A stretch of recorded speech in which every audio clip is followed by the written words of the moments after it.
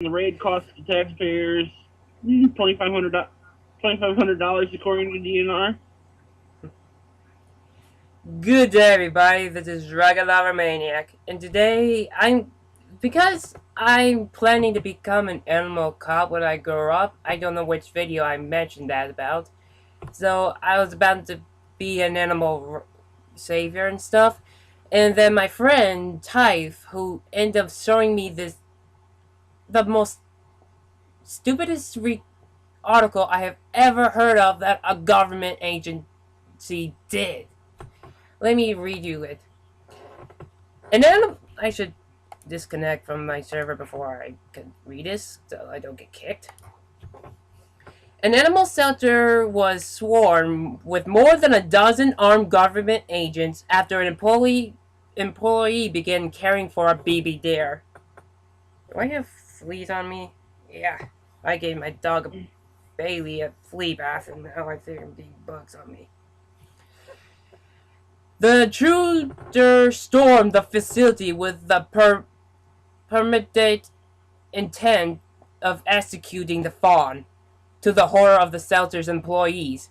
Emails collaboration between the agency indicated that they look forward to the raid. It was like a SWAT team, shelter employees Ray Schedule said to WISN. Back in July, a concerned family dropped off a baby deer to the Social of St.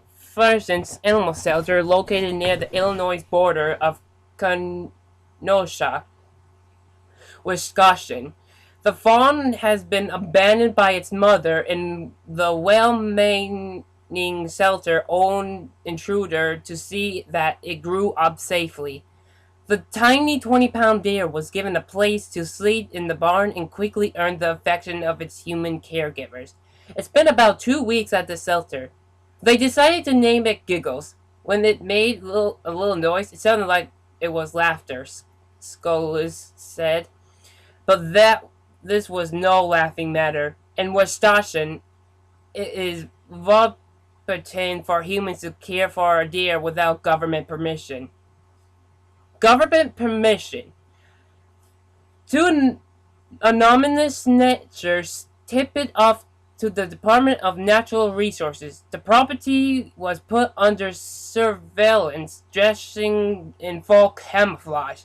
A warden sneaked up into the property to hide in the bushes to observe the operation. The warden spent 2 days playing commando in the backyard of the shelter when he was satisfied with the tent that he had gathered and confirmed that the deer was on the property. It began taking steps forward, eliminating the threat. What threat? Like the bear is gonna run over people in cars? What?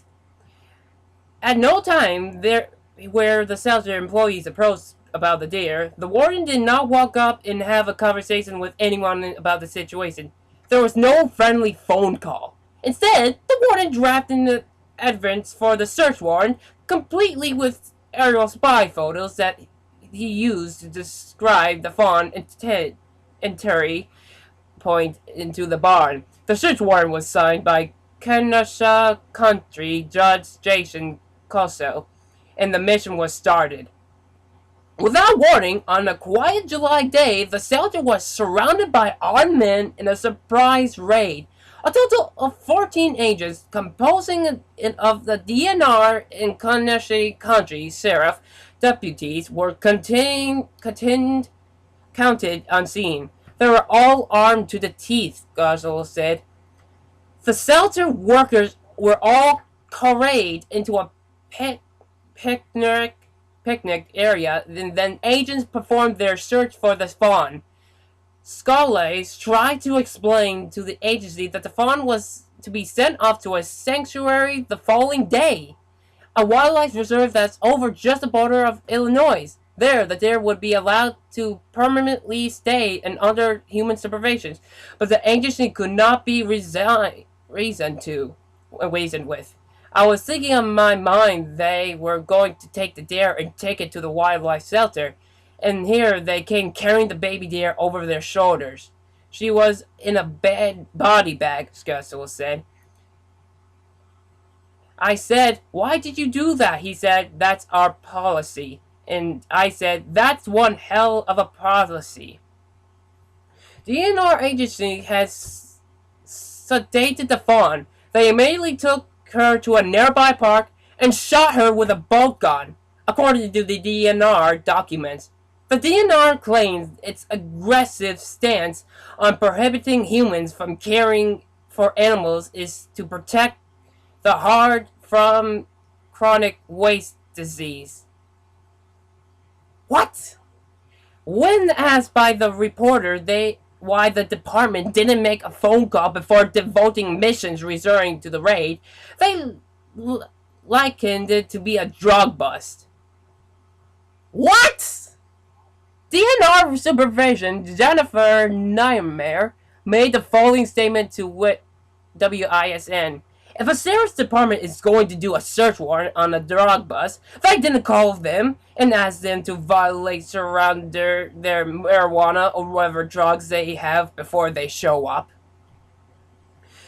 That statement offered a telling insight into the mentioning of how law enforcement views these victimless offenses. The mission is not about keeping the peace or keeping people safe. It has developed into a secret raids that can lead into maximum arrests, rather than a simple phone call to the shelter and discuss a problem like adults.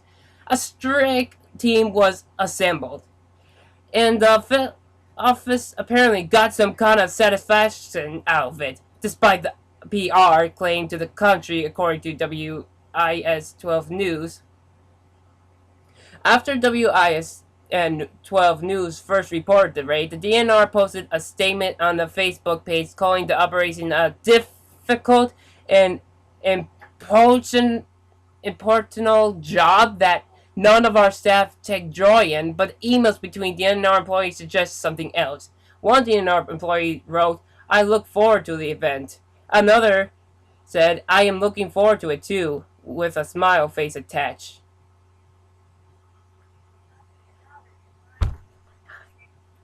Is this a result of boredom in rural Wisconsin, or did people really derive pleasure from terrorizing a bunch of gentlemen animal lovers trying to do a good deed? Yeah, like F it. Consider the email correspondence that WISN 12 News uncovered. Even more stunning, they said, was the series of congratulation emails that followed. Another successful capture of an illegal possessed deer. There was a smiley face in reply. The written boasts: "No arrests, no issues, no injuries. Outstanding job." It's unclear who congratulated whom because of the blackout names. From the perspective of dutiful enforcers, this was superb work.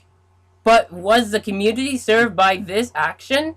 Did it really make any sense? Did the agency win the support of a community? Actually, the outstanding raid was so unpopular that it caused nationwide outrage. So much outrage that the DNR was bombarded with negative comments, including 45 internet death threats. It sounded like a full-blown raid going out of Osama bin Laden, said Mike Publisher of Showing Animal Respect and Kindness, Shark. The raid cost taxpayers $2,500 according to the DNR. Something to Taval could have been resolved with one single agent with a clipboard. Or better yet, the shelter could have been left alone and cost the taxpayers nothing. The DNR board seemed unlikely to adopt any charges, despite proposal to allow private individuals to keep deer if they got a license, pay fees, and work on with a veterinarian. The board strongly opposed the idea. The WIDNR spokesman said that more of these situations would be possible in the future, and this was not isolated incident. A virtually incident situation happened in August 2013. An Olive Eel Monastra excavation covered a police status.com. A more extreme cause occurred in Randolph Country, New NC, which involved a bunch of guys with shotguns raiding a private farm to kill 9 deer by blasting them on sight. These recurring situations beg the question, do wildlife policy in the United States need to be reformed? Should a permit really be acquired to rescue and raise an animal on private property? If people can own a dog or a cow, why can't they own a deer? Do free people need permission? I completely agree with that. So apparently, a raid enforcement, 14 armed, completely armed and like ready for war, came into a farm just to kill a little baby deer who needed a shelter because his mom abandoned it, so he could. So. A baby deer needed a home because his mom abandoned it. What, are you supposed to expect it to survive out of the wild by itself? Oh no, because it's against policy of human protecting a deer from abandonment from its own mother. They killed the baby, so very much the baby was dead in the first place. So the animal shelter were supposed to protect animals, save them from dying and stuff. And if a baby deer is supposed to be need to be safe, let it. But yet no, because it's against a policy like government rights. Like expect an animal shelter like going to call it government and say, "Hey, can I have a deer permission?" Like how do you expect that to work?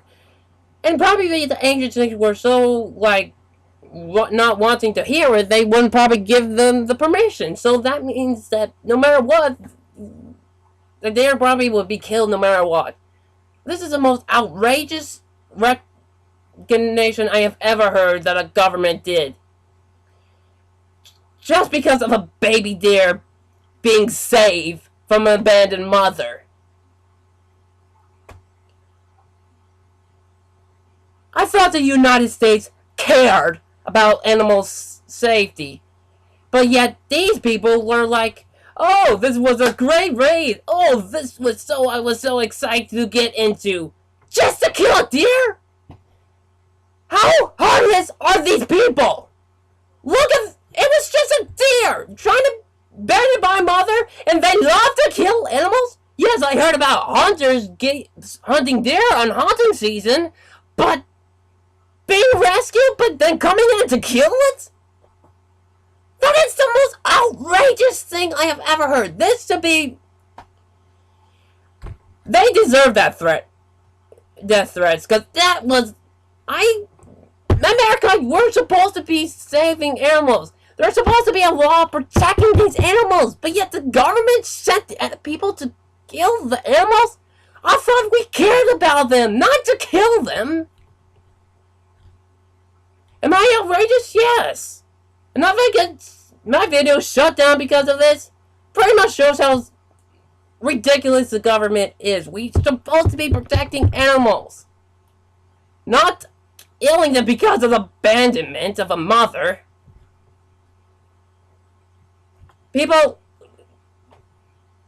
mayor of that town or Obama from presidency, prevent this from happening again, because this was the most outrageous thing that I have ever heard.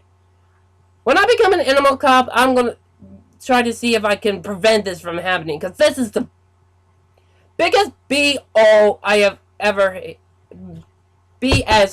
heard in my life that the government actually did. Try to help raise awareness and prevent this from happening again. This is Regular Maniac flying off. Bye-bye.